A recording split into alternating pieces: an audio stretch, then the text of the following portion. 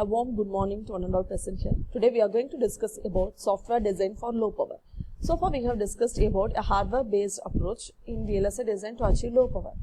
This software design for low power helps to achieve a low power for the software designers or those who are writing programs for any hardware designs. So first let us start with an introduction.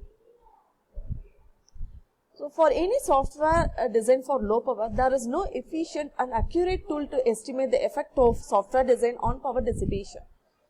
Also, the algorithm for machine code, such as the low power software design techniques, need to be developed at different levels of abstraction.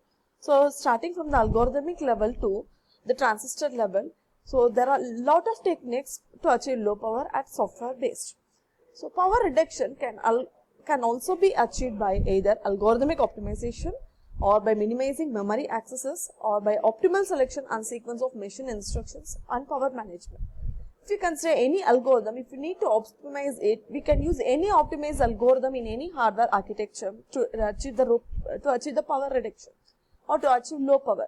Similarly, minimizing memory devices or memory accesses. So memory access in recent days consumes a lot of power in any programming languages. So we need to read and we need to write and we need to process each and every data by accessing the data from the memory. That consumes a lot of power. So by minimizing the memory access, we can able to achieve low power.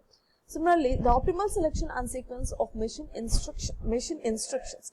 So while choosing the instruction in the machine, we need to choose an instruction apparently such that it reduces the memory access, or at the same time it has to process a multiple it has to perform multiple processes at a time. And similarly, we need to, those who are at the software engineer should know about the power management.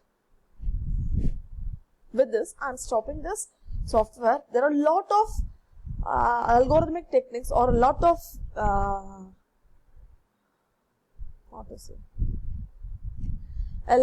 approaches to achieve low power in VLSI design. So that we will discuss the subsequent lectures.